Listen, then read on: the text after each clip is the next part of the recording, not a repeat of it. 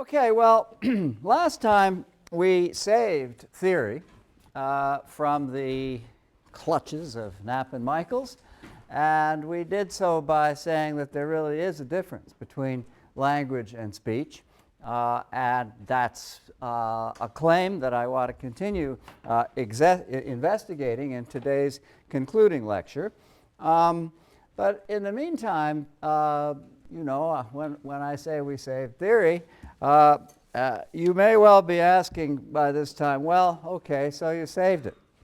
But for what? I mean, why? We began to suggest last time that in a certain sense, especially in view of neo-pragmatist claims about the agency of language and speech, understood to be one and the same thing, in view of claims of this kind, well, do we have to conclude that theory is impractical?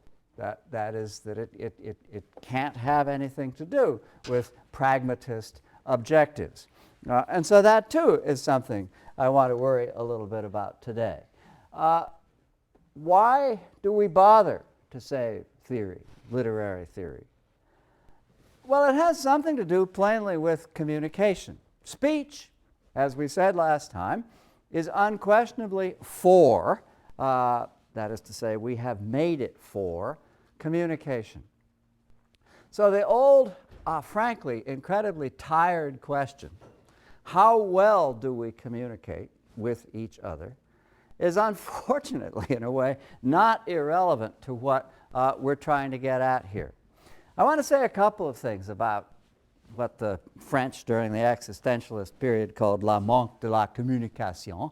And in a way, they're not really on the same page with each other.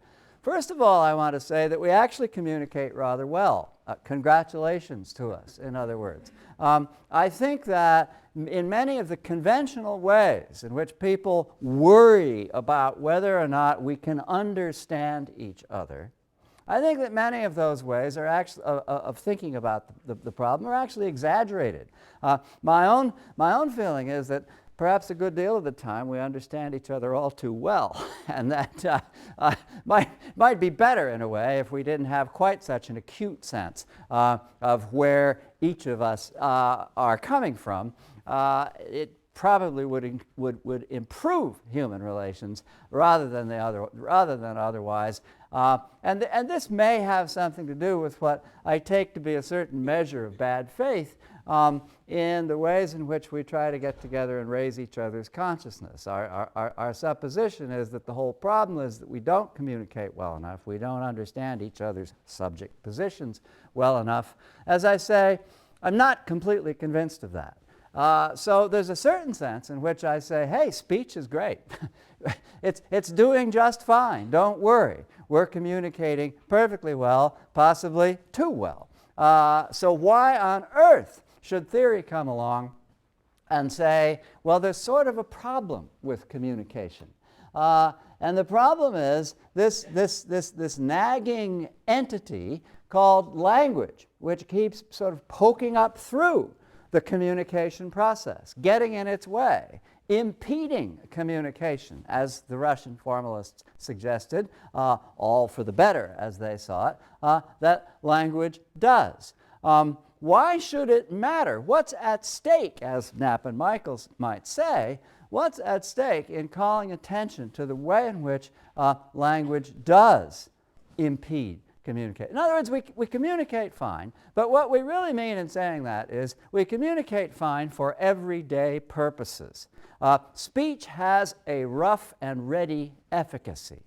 And anybody who denies that, as I say, is simply exaggerating problems that may exist on grounds other than difficulty of communication. So speech is really fine up to a point. Part of the function of theory is precisely to interrogate the degree to which speech in an unimpeded way communicates, the level of accuracy and detail at which speech can ever be expected to communicate. These are the sorts of questions that we might expect theory to ask. And if you say, well, I'm still not very convinced that that's an important aspect of of one's intellectual life. I don't blame you. I hope to have convinced you over the next 45 minutes or so that it's pretty important in a variety of ways and that it's worth keeping in mind.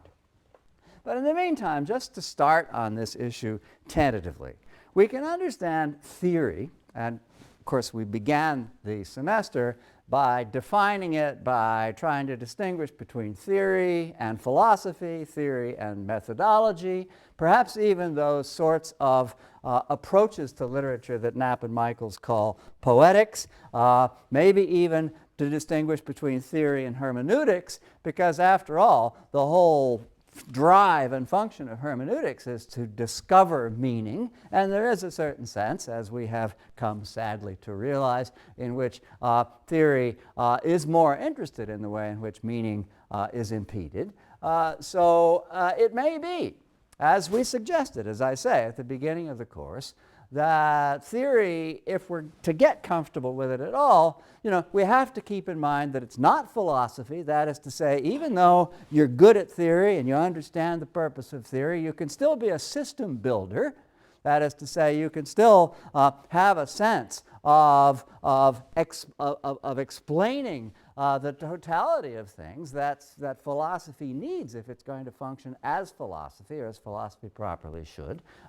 You can still, as Knapp and Michaels say, engage empirically with questions of literary data, summarized in such a way as to amount to what we call poetics. You can do all these things, and you don't really have to feel as though theory is somehow or another standing on the sidelines, sort of shaking its fist at you and wagging its finger. Theory doesn't have to be understood as a watchdog. Theory, at least in my opinion, and not everyone agrees with me, theory really lets us go our own way and simply reminds us that there are certain limits or reservations that need to be kept in mind, that one is perhaps wisest to keep in mind as we think through problems of interpretation and meaning.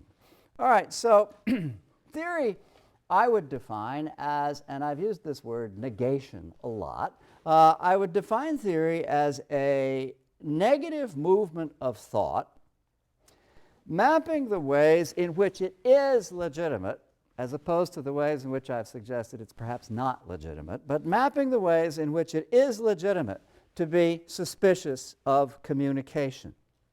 Theory is an antithetical counterforce to that which is commonly supposed to be true, posited as true, and here, of course, one comes to the point, spoken as true, enounced, articulated, spoken as true.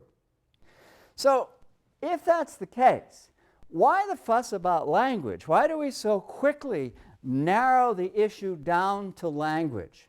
What I said last time about language and the relationship between language and speech may have seemed unconvincing to you because it was so narrow. And I want to broaden today, considerably broaden, the sense of what I mean by language. It seems to me that theory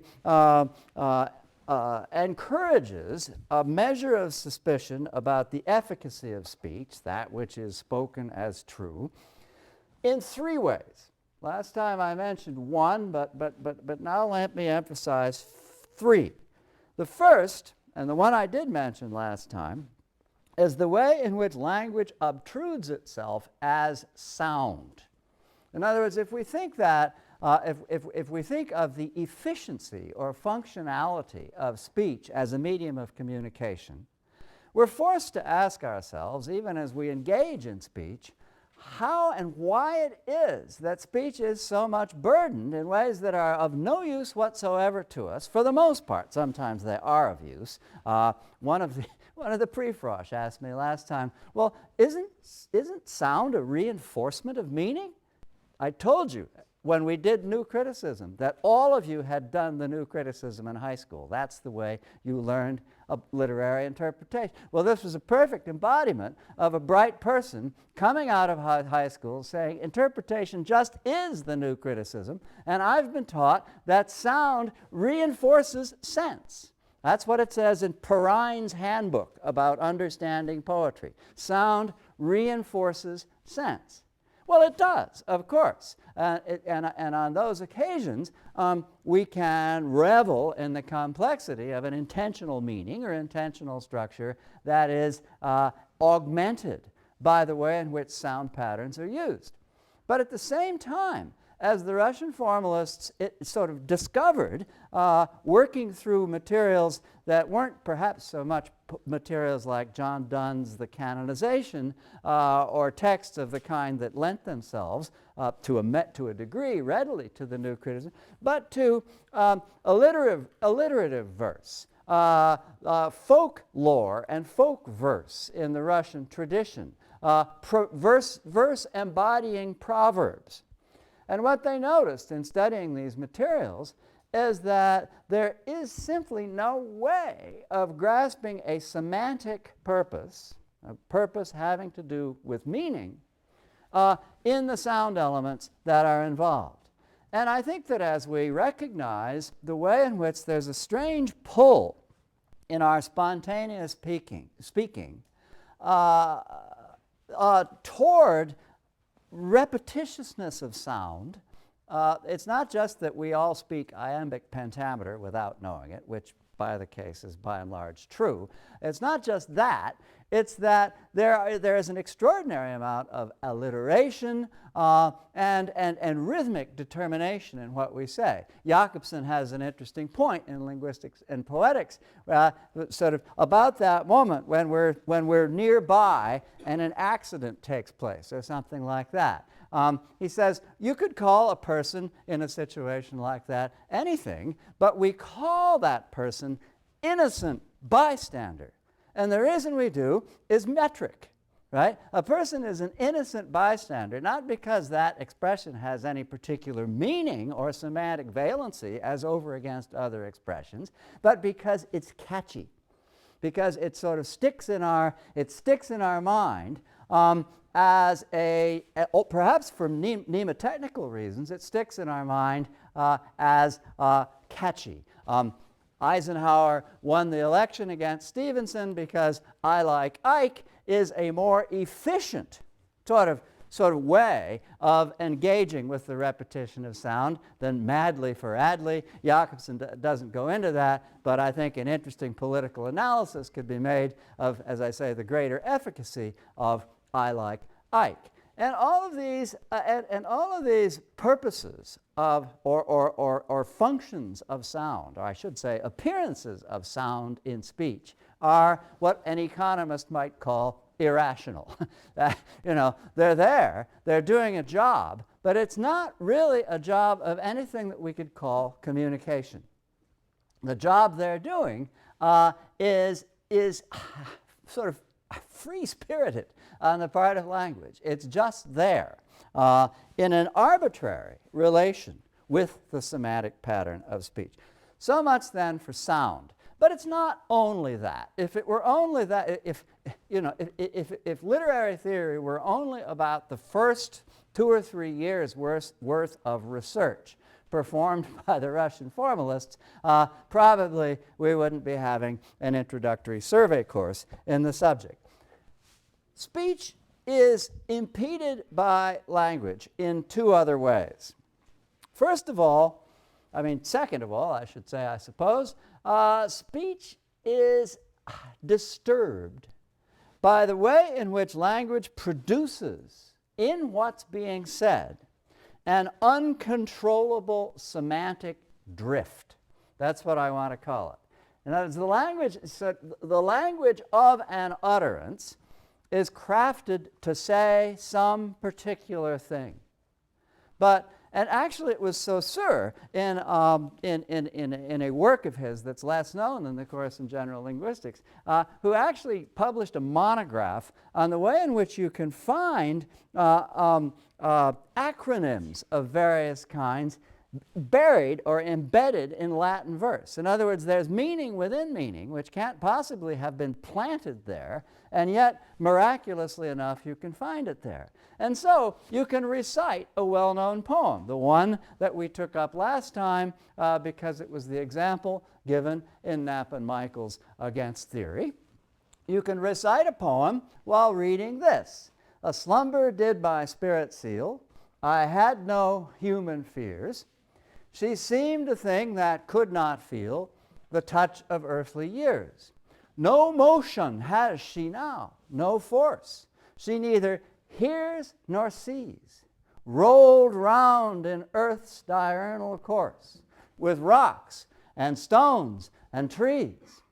Now, you can see that to write the poem in this way is to perform an exercise which is essentially what Joyce is doing in Finnegan's Wake. As a matter of fact, as I transcribed the poem out of my text, as you can see, I transcribed it, I kept saying to myself, you know what?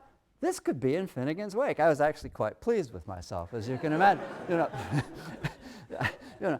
This could be in Finnegan's. Notice that I have used all words. I mean, there's nothing in these 8 lines which is not a word. I have certainly engaged in a certain amount of anachronism, right? But I have also used punctuation, and I have worked out ways in which this discourse makes sense. I could have just left it at nonsense.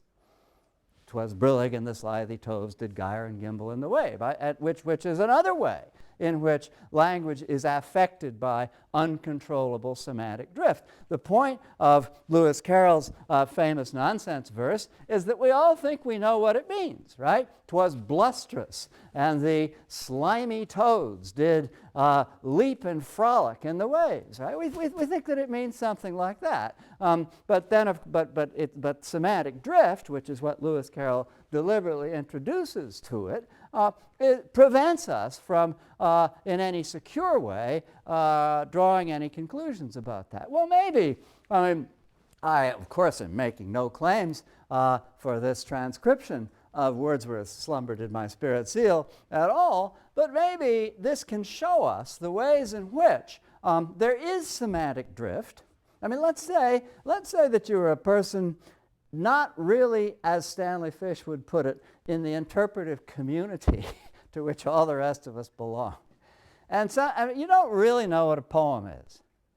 And somebody recites in your presence what I just recited to you. Well, if you were quick at writing and you transcribed the thing, you might very well produce something like that. In other words, it wouldn't just be spontaneously occur to you that what Wordsworth wrote was what you were hearing. And that's because the kind of semantic drift that I'm talking about really is inescapably present in any utterance that we make.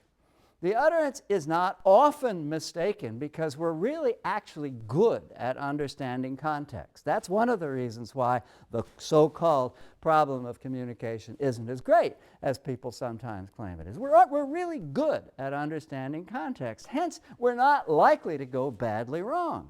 But certainly there are occasions on which we go badly wrong. I mean, that's, as we all know, that's the irritating thing about spell check. You put on spell check, you write your term paper, you don't bother to edit it, and you turn it in, it's full of howlers because, of course, the language is full of homonym, and spell check always gives the wrong word. And you're in the soup, frankly, because of course your teacher is just kind of slapping his knee and guffawing,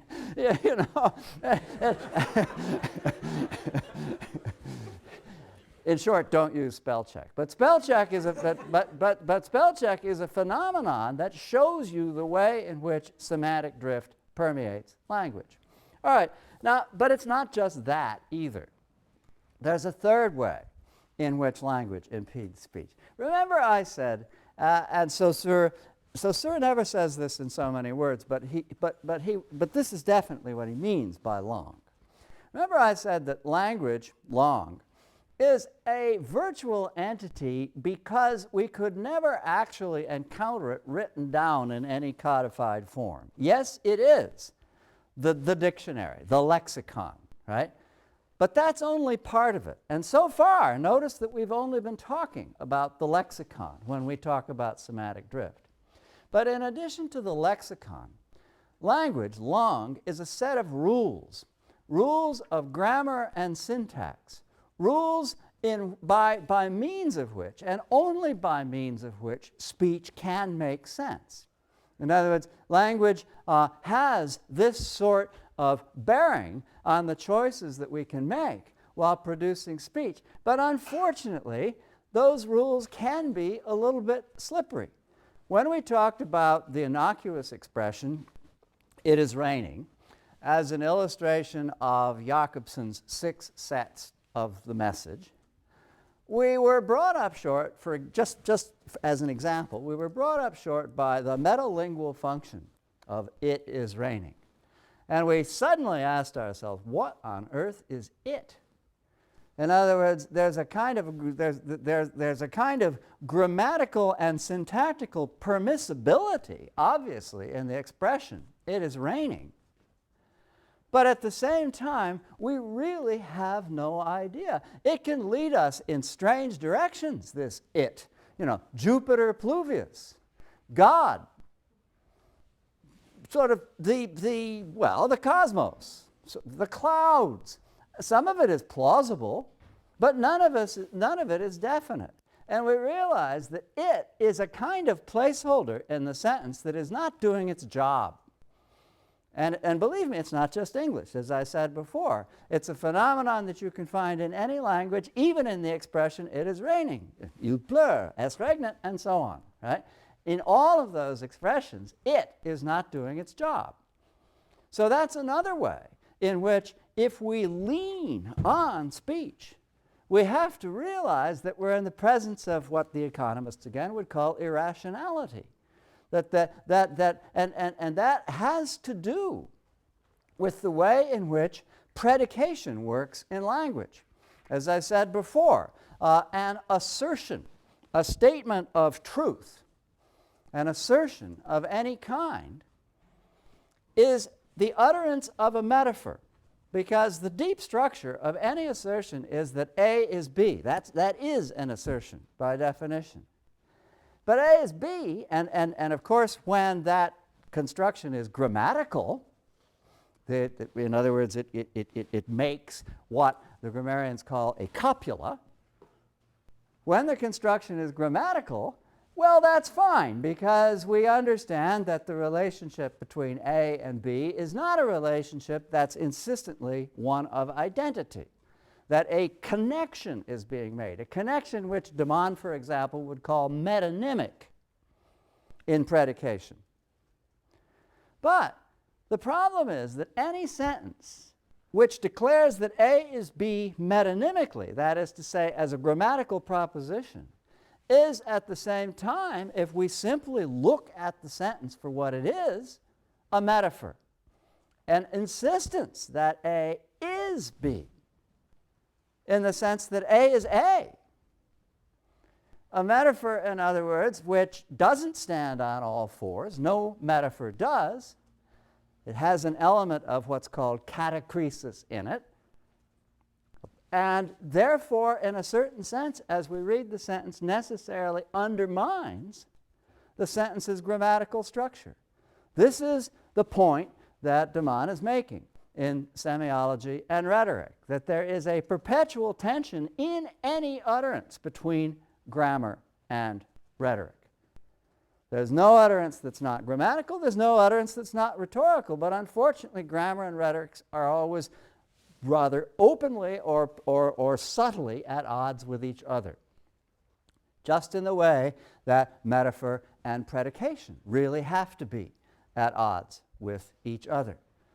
In other words, there isn't a sentence in which the rules of grammar and syntax are not sort of subtly interfering with what you might call the rules of rhetoric, the ways in which tropes, in other words, deploy themselves, ways which can be distilled in an understanding of what we call metaphor. So every sentence, as I say, is shadowed not just by the vagaries of sound, not just by semantic drift, but by the incompatibility of grammar and rhetoric. And all of that is implicit in what Saussure and his tradition call language.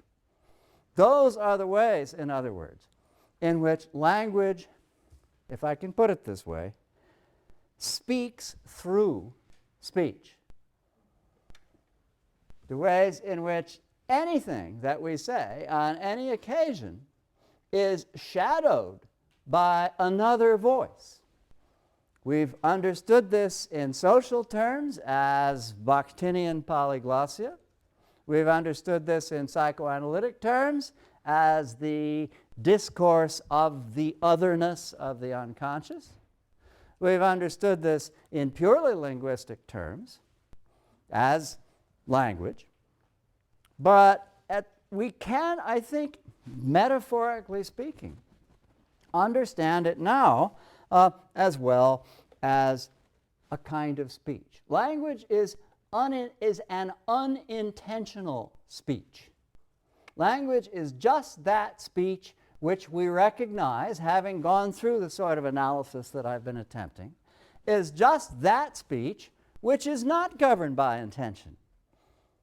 Keep in mind, nobody, no theorist, nobody in his right mind would ever try to resist the claim that speech is intentional, that we intend what we say.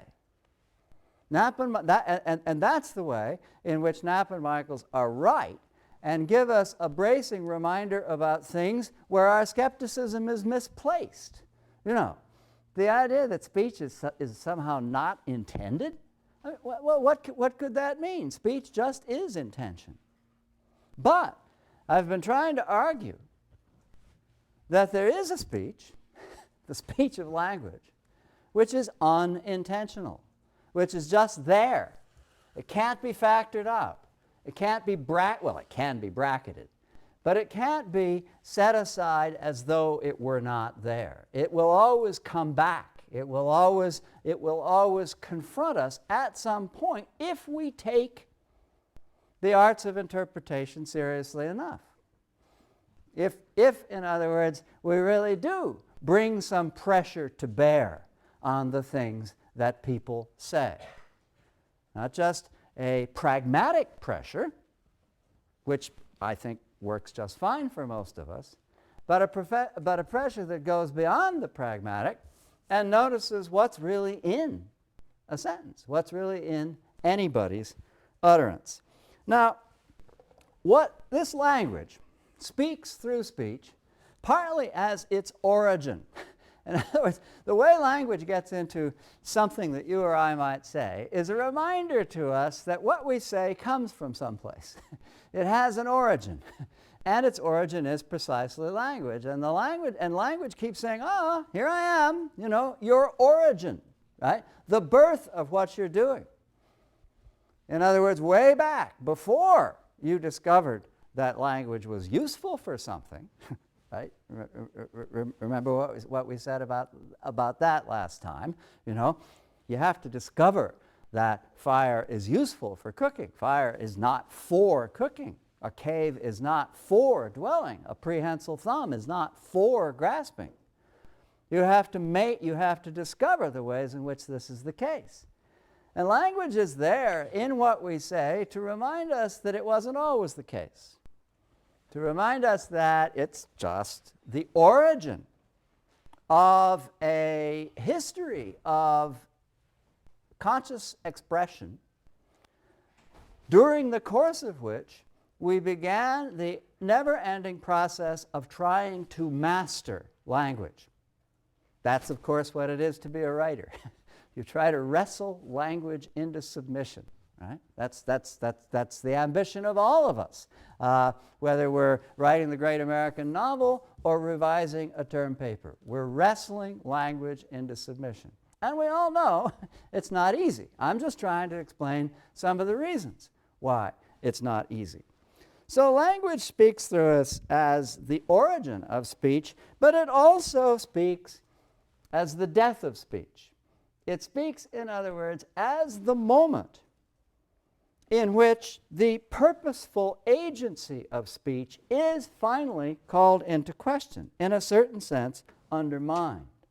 And so I think it's appropriate, I think it's fair to call language, again, metaphorically, the epitaph of speech, the way in which, in any given speech, the end of its own agency is inscribed even as that agency is going forward. Now I want to test this example and also show you a little bit more about the way not semantic drift, but even more than that, the perilous relationship between grammar and syntax and rhetoric work. I want to actually try out on you a couple of epitaphs. If language is the epitaph of speech, why not talk for a little bit about epitaphs? Now, my favorite epitaph, by far, probably, well, you know, we won't speculate about where such an epitaph might be found.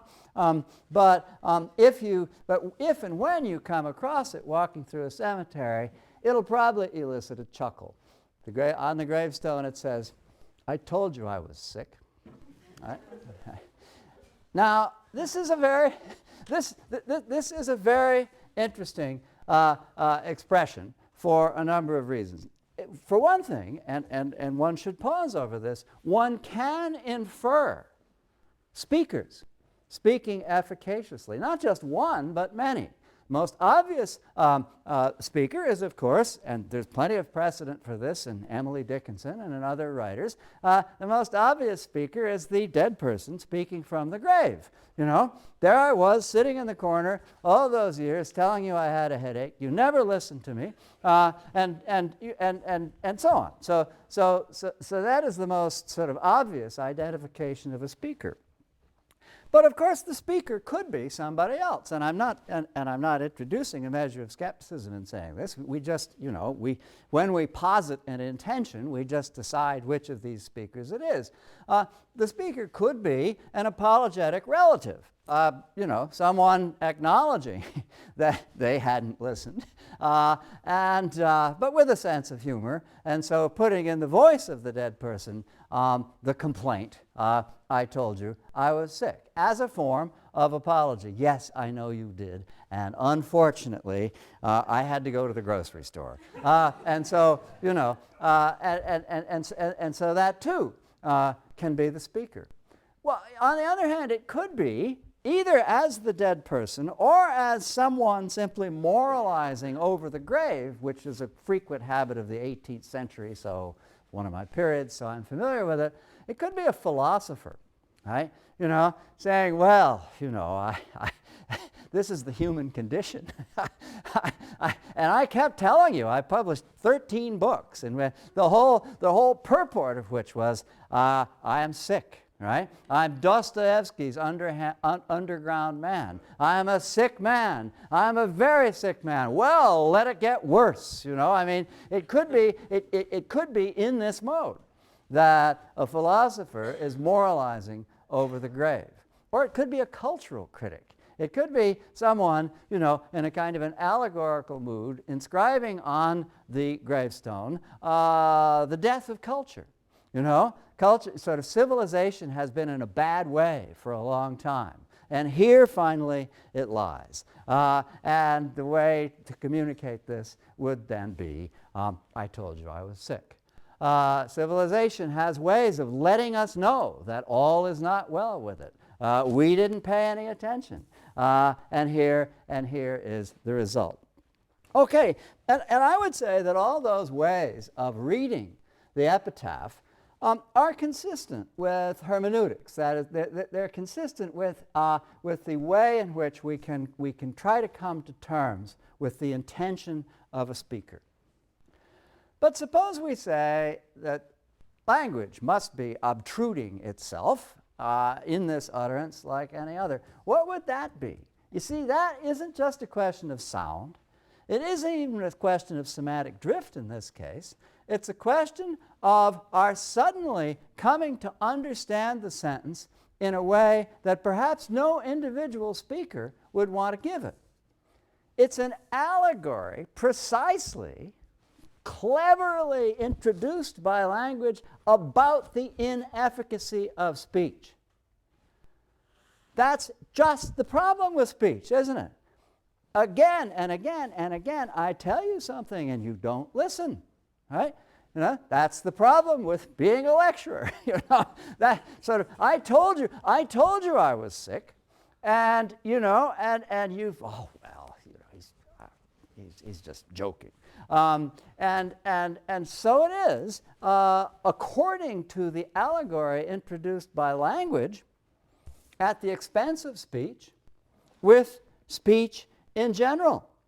It's an allegory about the limits of communication, because that's, after all, what the speaker, and, you know, insofar as there is a speaker, inscribing this expression on the gravestone is concerned about. This person sitting in the corner, complaining bitterly about nobody ever listening to her or to him, is actually an allegorist telling us that that's the way speech is. Speech, in other words, has its limits. In a sense, then, when I say language is the epitaph of speech, we realize that if we understand this utterance as an allegory, it is precisely speech that's lying here. The end, as I suggested, of speech's powers of communication as announced or declared by language. Well, let's try another one. Here lies John Doe. Probably, you know, the epitaph. I mean, supply your own name, but John Doe. Here lies John Doe. Well, now consider, let's not even pause over the speaker there. Let's get immediately to the problems posed by language. In the first place, John Doe obviously does not lie precisely here. Right? He doesn't, and in fact, if you think about it, it's altogether possible that John Doe could be absolutely anywhere except precisely here. Because where the sentence is, we know John Doe not to be. Right? He could be any place else, as I say. Right? And so any epitaph is therefore a self-declared cenotaph, an inscription on a place where the body isn't, right? Which of course tells us a lot too about the arbitrary nature of language. Language does not hook onto the real world. It doesn't hook onto the body. The one place where language is not is on the body. The one place where language is not is on things.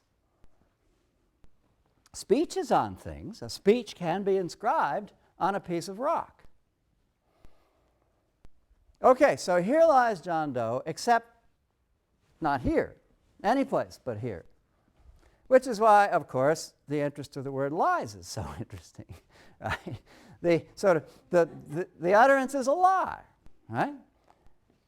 But it's not John Doe who lies.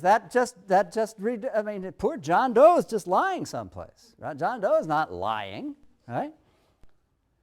It's language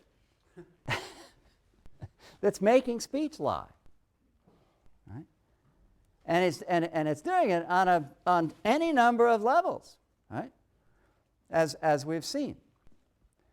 And so it's a funny thing about epitaphs. They really do bring to our, and this has been noted by certain authors writing in the tradition of what we loosely call deconstruction. The epitaph is a particularly fruitful locus for the study of the ways in which language challenges, undermines, displaces speech. And as I say, these two examples show more or less the way that works. So speech lies, everywhere except here. Speech, I don't mean here. Speech lies because it can never stop being language, and therefore we can never really possibly mean exactly what we say. We can mean what we say, but we can't mean exactly what we say. I mean, that's probably the most commonsensical way of putting the matter. When Stanley Cavell poses the question in the title of one of his books, must we mean what we say? He is actually offering us the possibility that maybe that's not the be-all and end-all of speaking. That the speech act situation is more complicated than that.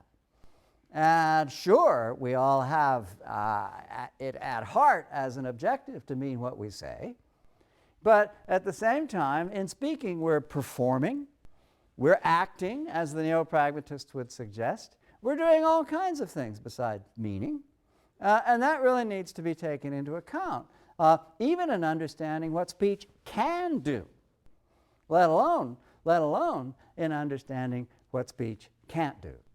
And so it's plausible to say that, yes, we can mean what we say, but it's a question whether, indeed it's a very insistent question, whether we can mean exactly what we say. Now you must ask, because after all it's been our constant guide. You ask, does language speak in Tony the tow truck? I mean, I know this has been on your mind, and so of course we have to address it.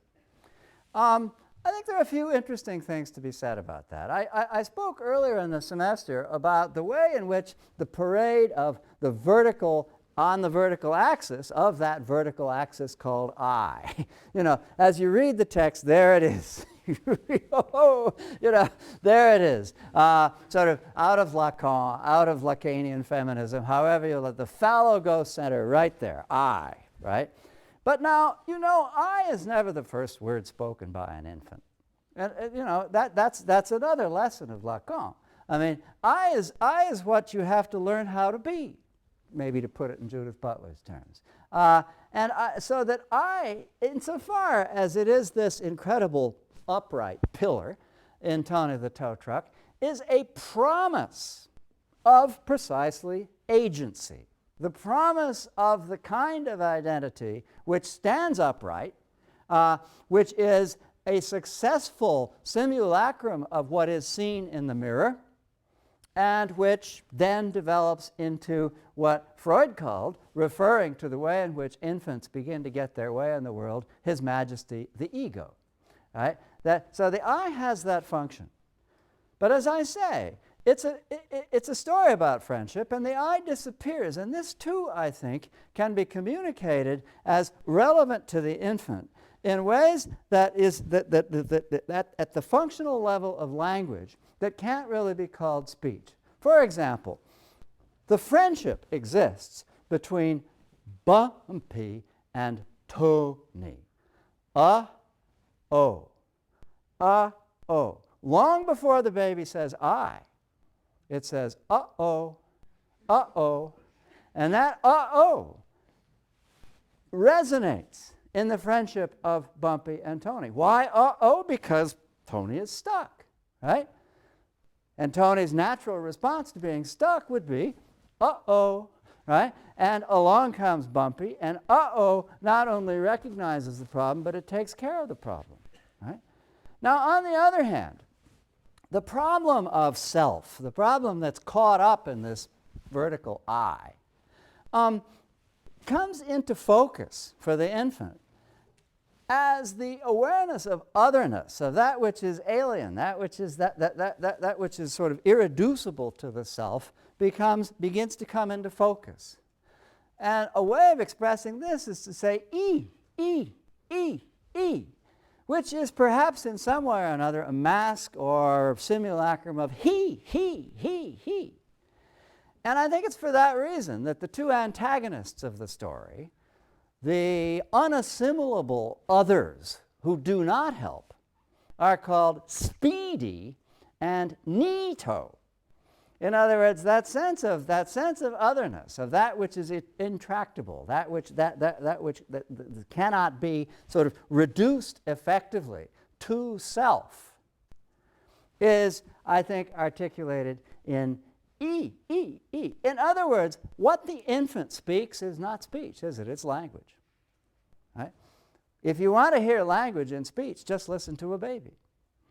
That's why nonsense verse has such appeal to young children. They're still hearing language. It's like, it's a way of putting, Wordsworth's Intimations Ode. They're still hearing that, mighty waters rolling evermore. They're hearing where we're all hearing speech. So the infant, as I say, ontogeny recapitulates phylogeny. The history of the human species is a history of coming to terms with speech, mastering speech, or I should say perhaps mastering language. Well, so it is in the individual. The individual, who is hardwired, isn't he, for language, must somehow or another wrestle that hardwiring into what we call speech. So the first thing we hear in an infant, and maybe what is most predominant in stories for toddlers and in nonsense verse, is language.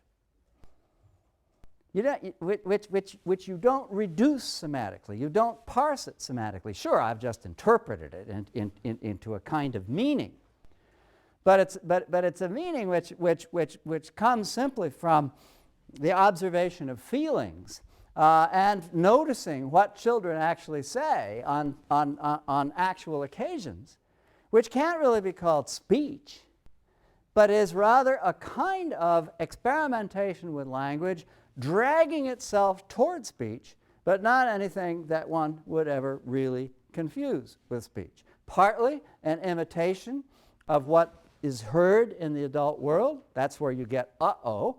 But when the adult occasionally says uh-oh, there's nothing like the investment in it that there is in the child, for whom it is very often the first articulate sound. Right? And it is the encounter with otherness and the attempt to master otherness, as in Freud's story of Fort Da, that this uh-oh seems to be expressing. All right, so much for Tony. I'd just like to confuse. I'd like to conclude with three theses. You have to speak very carefully, or language obtrudes. I had to say very carefully, three theses, right? And of course I made a mistake just before. I didn't want to say confused, did I? And notice that confused was not just anything getting in the way of communication. It was precisely what I did not want to say. I mean, precisely. I mean, I could have said anything else, but I said confused. That is the Freudian slip that I've been talking about. Well, anyway, three theses about language. First, it never makes sense. Language does not make sense. It's arbitrary. It is a system of arbitrary signs that are not natural signs. You make sense, not language.